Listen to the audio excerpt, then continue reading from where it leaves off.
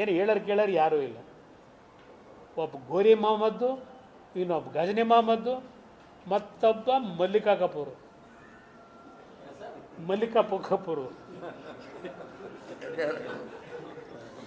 ಇಂಥರ ವಿಧಾನಸೌಧ 3ನೇ ಮಾಡಿಲಿ ಕೂತ್ಕೊಂಡು ಈ ರಾಜ್ಯ ಹಿಂಗೆ ಲೂಟಿ ಮಾಡ್ಕೊಂಡು ಹೋದ್ರೆ ಏನಾಗಬೇಕದು ಈ ರಾಜ್ಯದ ಪರಿಸ್ಥಿತಿ ಅಂತೂ.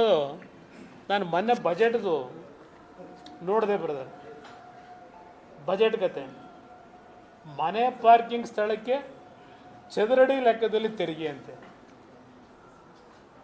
ಮನೆ ಮುಂದೆ ನಿಮ್ಮ ವೆಹಿಕಲ್ ಮೋಟ್ರ್ ಬೇಕನೋ ಕಾರ್ನ ಪಾರ್ಕ್ ಮಾಡೋಕ್ಕೆ ಅದಕ್ಕೂ ನೀವು ತೆರಿಗೆ ಕಟ್ಟಬೇಕು ಅಂದರೆ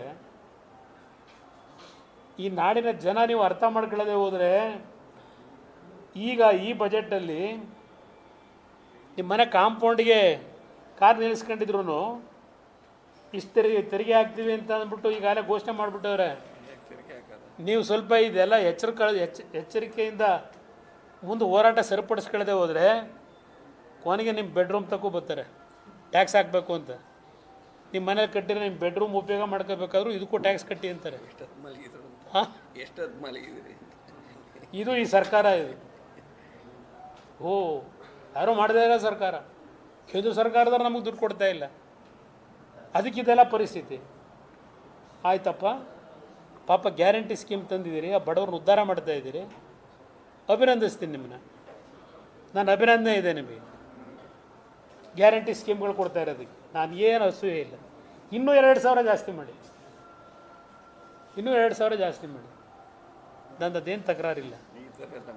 ಆದರೆ ಈ ಗ್ಯಾರಂಟಿ ಹೆಸರಿನಲ್ಲಿ ಯಾವ ಬಾಪ್ನಲ್ಲಿ ತೆರಿಗೆ ಹಾಕಿದರೆ ಇಲ್ಲಿವರೆಗೆ. ಈಗ ಏಪ್ರಿಲ್ 1ನೇ ತಾರೀಕು ನಾವು ಏಪ್ರಿಲ್ 1 ಮೊದಲಿಂದನೂ ಬುದ್ಧಿ ಬಂದಾಗಲಿಂದ ಏಪ್ರಿಲ್ ಫುಲ್ ಮಾಡ್ತಾಯಿದ್ದು, ಬುದ್ಧಿ ಬಂದಾಗಲಿಂದ. ಈಗ ಏಪ್ರಿಲ್ 1ನೇ ತಾರೀಕಿಗೆ ರಾಜ್ಯದ ಜನತೆನೇ ಫೂಲ್ ಮಾಡ್ತಕ್ಕಂಥ ಕೆಲಸ ಈ ಸರ್ಕಾರ ಮಾಡ್ತದೆ. ಪೆಟ್ರೋಲ್ ಮೇಲೆ ಮತ್ತೆ 2 ರೂಪಾಯಿ ಜಾಸ್ತಿ, ಡೀಸೆಲ್ ಮೇಲೆ, ವಿದ್ಯುತ್ ಶಕ್ತಿ ರೇಟ್ ಜಾಸ್ತಿ. ಹಾಲಿಂದು ಪಾಪ ಅವರು ನಮ್ಮ ಡೆಪ್ಟಿ CM ನನಗೇನು ಗೊತ್ತಿಲ್ವಂತೆ, ಅವ್ರ ಅಣ್ಣನ ಕೇಳಿ ಅಂತ ಹೇಳ್ತಾರೆ. ಅವ್ರ ಅಣ್ಣನ ಕೇಳಿ ಅಂತ ಏನೇನು ಆಗ್ತಿದೆ ಅನ್ನೋದು ಗೊತ್ತು. KMF ಅಲ್ಲಿ ಆ KMF ಯಾರಿಂದ ಉದ್ಧಾರ ಆಯಿತು, ಯಾವ ಪರಿಸ್ಥಿತಿ ಇತ್ತು 94-95? 13 ನಮ್ಮ ಜಿಲ್ಲಾ ಕೇಂದ್ರಗಳು, ಹಾಲು ಉತ್ಪಾದಕರ ಕೇಂದ್ರ ಲಾಸಲ್ಲಿದ್ವು ಇಡೀ ರಾಜ್ಯದಲ್ಲಿ. ಆ ಲಾಸನ್ನು ಲಾಭದತ್ತ ತೆಗೆದುಕೊಂಡು ಹೋಗ್ತಕ್ಕಂಥ ಕೆಲಸ ಮಾಡಿದ್ದು ದೇವೇಗೌಡರು ಪ್ರಧಾನಮಂತ್ರಿಗಳಿದ್ದಾಗ. ರೇವಣ್ಣ KMF ಅಧ್ಯಕ್ಷ ಆಗಿ ಆ ಡೈರಿ ಉದ್ಧಾರ ನೋಡ್ತಾ ಇದ್ದೀವಿ.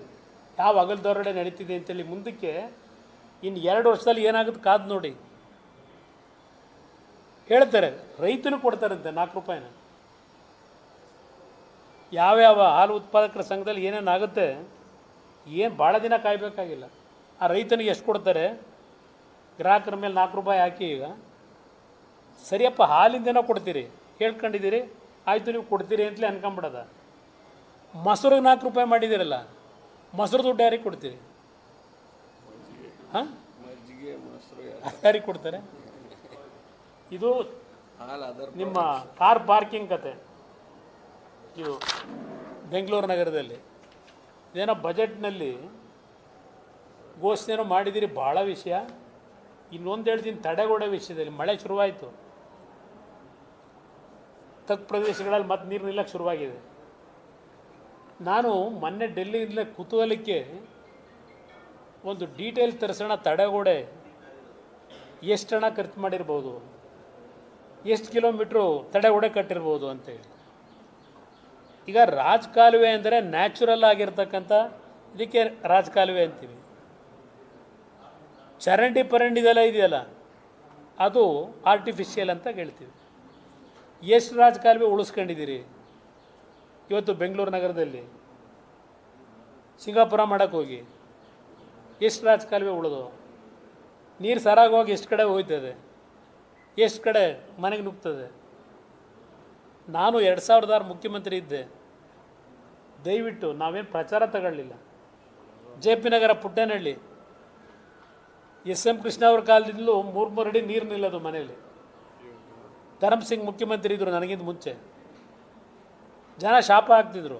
ನಾನು ಮುಖ್ಯಮಂತ್ರಿ ಆಗಿ ಸ್ಪಾಟ್ ಇನ್ಸ್ಪೆಕ್ಷನ್ ಮಾಡಿ ಆ ಪುಟ್ಟನಹಳ್ಳಿ JP ನಗರ ಡಾಲರ್ಸ್ ಖಾನಲ್ಲಿ ಅವತ್ತೇನು ಸೆಟ್ರೇಟ್ ಮಾಡಿಕೊಟ್ಟು ಇವತ್ತಿನವರೆಗೆ ಎಂಥ ಮಳೆ ಬಂದರೂ 1 ಇಂಚ್ ನೀರು ನಿಲ್ಲಲ್ಲ ಅಲ್ಲಿ. ಆ ರೀತಿ ಕೆಲಸ ಮಾಡಿ ತೋರಿಸಿದ್ದೀನಿ. ನನ್ನನ್ನು ಕರೆಸ್ಕೊಂಡು ಹೆಲಿಕಾಪ್ಟ್ರಲ್ಲಿ ಬಿಡಿ ಹೂವನ್ನ ತಂದು ಬರಲೇಬೇಕು ಅಲ್ಲಿ ಅಂತೇಳಿ ಹೆಲಿಕಾಪ್ಟ್ರಲ್ಲಿ ಪುಷ್ಪಾರ್ಚನೆ ಮಾಡಿದ್ರು. ಚುನಾವಣೆ ಬಂದಾಗ ನನಗೆ 5 ಓಟು 6 ಓಟು ಆ ಭಾಗದಲ್ಲಿ. ಇದು ನಾವು ಕಾಣ್ತಾ ಇರೋದು. ಇಲ್ಲಿ ಪ್ರಶ್ನೆ ಬರೋದು, ನನಗಿರೋ ಈಗೇನು ಸರ್ಕಾರದ ಕಡೆಯಿಂದ ಮಾಹಿತಿ ಪಡೆದಿದ್ದು 2006 ಅಲ್ಲಿಂದ 2022ವರೆಗೆ 5,600 ಕೋಟಿ ಖರ್ಚು ಮಾಡಿದ್ದೀವಿ ಅಂತ ತೋರಿಸಿದ್ದಾರೆ. 5,600 ಕೋಟಿ. 2006 ನಾನೇ ಮುಖ್ಯಮಂತ್ರಿ ಇದ್ದೆ.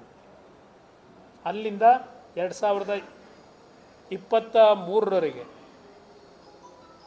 2022-23 ಇಲ್ಲಿ 2006 ಅಲ್ಲಿಂದ ಪ್ರಾರಂಭ ಆದರೆ 1/4/2006ರಿಂದ 31/3/2013 ಅಂದರೆ BJP ಗೌರ್ಮೆಂಟು ಟೆನ್ಯೂರ್ ಮುಗಿಯೋವರೆಗೆ 664 ಕೋಟಿ ಖರ್ಚು ಮಾಡಿದ್ದೀವಿ. ಇದು ಯಾತಿಗೆ ಶುರುವಾಯ್ತು ತಡೆಗೋಡೆ ಕಟ್ಟೋದು? JNNURM ಸ್ಕೀಮ್ ಅಂತಕ್ಕಂಥದ್ದು ದೇಶದಲ್ಲಿ ಇಂಟ್ರೊಡ್ಯೂಸ್ ಆಯಿತು ಕೇಂದ್ರ ಸರ್ಕಾರದಿಂದ. ಆ ಸಂದರ್ಭದಲ್ಲಿ ನಾನು ಇವತ್ತು ಇದೆಂಥದ್ದು ಬ್ರ್ಯಾಂಡ್ ಬೆಂಗಳೂರು ಗ್ರೇಟರ್ ಬೆಂಗಳೂರು ಮಾಡ್ಕೊಂಡವ್ರಲ್ಲ, 6-7 ಅದೆಂಥದ್ದು ಇವ್ರು ಮಾಡ್ತಾರಂತಲ್ಲ, ಈಗ ಮೇಯರ್ನ ಮಾಡಕೊಟ್ಟವರಲ್ಲ. ನಾನಾಗ ಮುಖ್ಯಮಂತ್ರಿ ಆಗೋದಕ್ಕಿಂತ ಮುಂಚೆ 5 ನಗರಸಭೆಗಳಿದ್ದು. ದಾಸರಹಳ್ಳಿ, ನಿಮ್ಮ ಬ್ಯಾಟ್ರಾಯನಪುರ, ಯಲಹಂಕ, ಅಲ್ಲೆಲ್ಲೋ KR ಪುರಮ್ಮು, 5 ನಗರಸಭೆ ಹೇಳಿದ್ದು. ಮಾದೇವಪುರ, ಆ ಕಡೆ ಬೊಮ್ಮನಹಳ್ಳಿ, ರಾಜರಾಜೇಶ್ವರಿ ನಗರ ಎಲ್ಲ. ಅವತ್ತು ಆ 7 ನಗರಸಭೆ 110 ಹಳ್ಳಿನ ಮರ್ಜ್ ಮಾಡಿ ಬೃಹತ್ ಬೆಂಗಳೂರು ಮಹಾನಗರ ಪಾಲಿಕೆ ನಾನೇ ಘೋಷಣೆ ಮಾಡೋದಂತಿದ್ದು. ಅದಕ್ಕೆ ಕಾರಣ 2007ರಿಂದ 5 ವರ್ಷದ ಕಾಲ ಕೇಂದ್ರ ಸರ್ಕಾರ 35%, ರಾಜ್ಯ ಸರ್ಕಾರ 35%, ಕಾರ್ಪೊರೇಷನಿಂದ 30% ಹಣ ಹೂಡಿಕೆ ಮಾಡ್ತಕ್ಕಂಥ ಒಂದು ಯೋಜನೆ. 2012-13ವರೆಗೆ 25,000 ಕೋಟಿ ಬೆಂಗಳೂರು ನಗರದ ಅಭಿವೃದ್ಧಿಗೆ ಕಾರ್ಯಕ್ರಮ ರೂಪಿಸ್ತಕ್ಕಂಥದ್ದಕ್ಕೆ ಈ ಬೃಹತ್ ಬೆಂಗಳೂರು ಮಹಾನಗರ ಧರಮ್ ಸಿಂಗ್ ಕಾಲದಲ್ಲಿ ಹೋದಂಥದ್ದು ವಾಪಸ್ ಕಳಿಸಿದ್ರು, ರಿಜೆಕ್ಟ್ ಮಾಡಿ. ನಾನು ಬೆಂಗಳೂರು ಮತ್ತು ಮೈಸೂರು 2 ನಗರ ಆಯ್ಕೆ ಮಾಡಿ 25,000 ಕೋಟಿ ಖರ್ಚು ಮಾಡತಕ್ಕಂಥ ಒಂದು ಯೋಜನೆ ಅವಕಾಶ ಸಿಕ್ತು. ಅದರಿಂದ ಅವತ್ತು ಬೆಂಗಳೂರಿನ ಔಟ್ಸ್ಕರ್ಟ್ಗಳಿದ್ವಲ್ಲ, ಈಗ ಡಾಂಬರೀಕರಣ ನೋಡಿದರೆ, ಕಾಂಕ್ರೀಟ್ ರೋಡ್ ನೋಡಿದರೆ, ನಾನವತ್ತು ತೆಗೆದುಕೊಂಡಂಥ ನಿರ್ಧಾರ ಬೆಂಗಳೂರು ನಗರದಲ್ಲಿ ಅದರಲ್ಲಿ ಏನೇನಾಯಿತು ಅನ್ನೋದು ನಾನೀಗ ಚರ್ಚೆ ಮಾಡಲ್ಲ, ಬೇಡ ಅವೆಲ್ಲ. ಈಗ ಪಾಪ ಇದೆಂಥದ್ದು ತನಿಖೆಗಳು ಅಂತ ಪ್ರತಿದಿನ ಬತ್ತಿದಂಗೆ ಶುರು ಮಾಡಿದ್ರು. ಅದೆಂಥ ಕುನ್ನಾ ತನಿಖೆ, ನಾಗಮೋಹನ್ ದಾಸ್ ತನಿಖೆ. ನಾಗಮೋಹನ್ ದಾಸು ಬಹುಶಃ ನೋಬೆಲ್ ಪ್ರೈಸ್ ಕೊಡಿಸ್ಬೋದು ಅವರಿಗೆ. ಯಾವ ವರದಿ ತಯಾರು ಮಾಡೋಕ್ಕೂ ನಾಗಮೋಹನ್ ದಾಸ್. ಅದು ಯಾವಾಗ ಟೈಮ್ ಸಿಗ್ತದೋ, ಪಾಪ ನಿದ್ದೆನೇ ಮಾಡ್ತಾ ಇಲ್ವೋ ಏನೋ ಗೊತ್ತಿಲ್ಲ. ಎಲ್ಲದಕ್ಕೂ ಅವರೇ ಮಾಡಲಿ, ಪಾಪ ನಮಗೇನು ಬೇಜಾರಿಲ್ಲ. ಇಲ್ಲಿ ಅವರೇ ಕರೆಕ್ಟಾಗಿ ಕೊಡೋದು. ಇಲ್ಲಿ ಬರೆದ ಸರ್ಕಾರ ಉತ್ತರ ಕೊಡ್ತದೆ, ನಮ್ಮ ಡೆಪ್ಟಿ CM ಅವರೇ ಕೊಟ್ಟವ್ರೆ. 2026 ಡಿಸೆಂಬರ್ ತಿಂಗಳಿಗೆ ಸುಮಾರು 850 ಕಿಲೋಮೀಟರ್ಗಳ ರಸ್ತೆ ತಡೆ ಮುಂದಿನ ಡಿಸೆಂಬರ್ ತಿಂಗಳೊಳಗೆ ಮುಗಿಸ್ತೀವಿ ಅಂತ ಹೇಳಿದ್ದಾರೆ. 2023ವರೆಗೆ 5,600 ಕೋಟಿ ಏನು ಖರ್ಚಾಗಿದೆ. 223 ಕಿಲೋಮೀಟ್ರನ್ನ ತಡೆಗೋಡೆ ನಿರ್ಮಾಣ ಆಗಿದೆ. 223 ಕಿಲೋಮೀಟ್ರು, 850 ಕಿಲೋಮೀಟ್ರಲ್ಲಿ 150 ಪ್ರಗತಿಯಲ್ಲಿದೆ ಯೋಜನೆಗಳು. ಇನ್ನು 463 ಕಿಲೋಮೀಟ್ರನ್ನ ಇನ್ನು 1.5 ವರ್ಷದಲ್ಲಿ ಕಂಪ್ಲೀಟ್ ಮಾಡ್ತಾರಂತೆ. 17 ವರ್ಷದಲ್ಲಿ 223 ಕಿಲೋಮೀಟ್ರು, 17 ವರ್ಷದಲ್ಲಿ. ಈಗಿನ ಒಂದೇ ವರ್ಷದಲ್ಲಿ 463 ಕಿಲೋಮೀಟ್ರ್ ತಡೆಗೋಡೆ ನಿರ್ಮಾಣ ಮಾಡಿಬಿಡ್ತಾರಂತೆ. ಉತ್ತರ ಕೊಟ್ಟವ್ರು ಮೊನ್ನೆ. ಲೆಕ್ಕ ಹಾಕೊಳ್ಳಿ. ಇವ್ರು ಇಷ್ಟು ಕಟ್ಟವರು ಬಿಟ್ಟವರು ನೋಡಬೇಕು. ಇದಕ್ಕೊಂದು ತನಿಖೆ ಮಾಡೋದು ಒಳ್ಳೆಯದು. 2,000 ಕೋಟಿ ಈಗ ವರ್ಲ್ಡ್ ಬ್ಯಾಂಕಲ್ಲಿ ಸಾಲ ತಗೋತಾವ್ರೆ ಈ ತಡೆಗೋಡೆ ಕಟ್ತೀವಿ ಅಂತ ಹೇಳಿ. ಆಮೇಲೆ ಇಂಥವು ವೈಟ್ ಟ್ಯಾಪಿಂಗು ಪೈಟ್ ಟ್ಯಾಪಿಂಗು ಅದು ಬೇರೆ ಏನೇನೋ ಇದೆ ಇವೆಲ್ಲ ಕಾರ್ಯಕ್ರಮ. ಇನ್ನು ಕೆರೆಗಳ ವಿಷಯದಲ್ಲಿ ಅದಿನ್ನೊಂದು ದೊಡ್ಡ ಕರ್ಮಕಾಂಡ ಇದೆ. ನಾನು ಈ ನಾಡಿನ ಜನತೆಗೆ ಒಂದು ಮನವಿ ಮಾಡ್ತೇನೆ. ಅಧಿಕಾರ ಎಲ್ಲ ನೋಡಾಗಿದೆ. ನಾನು ಸನ್ಮಾನ್ಯ ದೇವೇಗೌಡರು ಪ್ರಧಾನಮಂತ್ರಿ ಮಟ್ಟಕ್ಕೂ ಹೋಗಿ ಬಂದಾಯಿತು. ಈಗ ನಾನು 2 ಬಾರಿ ಮುಖ್ಯಮಂತ್ರಿಯಾಗಿ ರಾಜ್ಯದಲ್ಲಿ ಕೇಂದ್ರ ಸರ್ಕಾರದಲ್ಲಿ ಮಂತ್ರಿಯಾಗಿ ಆಡಳಿತ ಅಂದರೆ ಏನು ಅಂತಕ್ಕಂಥದ್ದನ್ನು ಸಂಪೂರ್ಣ ಅರ್ಥ ಮಾಡ್ಕೊಳ್ತಕ್ಕಂಥ ಅವಕಾಶ ನನಗೂ ಸಿಕ್ಕಿದೆ. ನಾನು ಈ ನಾಡಿನ ಜನತೆಗೆ ಮನವಿ ಮಾಡೋದು, ಏಕೆಂದರೆ ಎಲ್ಲ ಕಳ್ಕೊಂಬಿಟ್ಟಿದ್ದೀವಿ ವಿಶ್ವಾಸನ.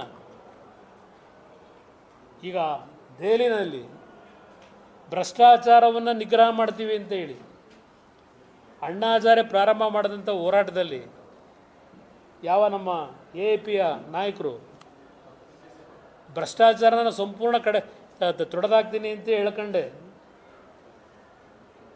ದೆಹಲಿನಲ್ಲಿ ಅಧಿಕಾರಕ್ಕೆ ಬಂದರು. ಬಟ್ ಏನೇನು ಪರಿಸ್ಥಿತಿ ಆಗಿದೆ ಅಂತ ಡೀಟೇಲ್ ಹೇಳೋಕ್ಕೆ ಹೋಗಲ್ಲ ನಿಮಗೆ. ಈಗ ಅದ್ರ ಬಗ್ಗೆ ಚರ್ಚೆ ಮಾಡಿದ್ರೆ ಜನ ಯಾರು ನಂಬೋದೂ ಇಲ್ಲ.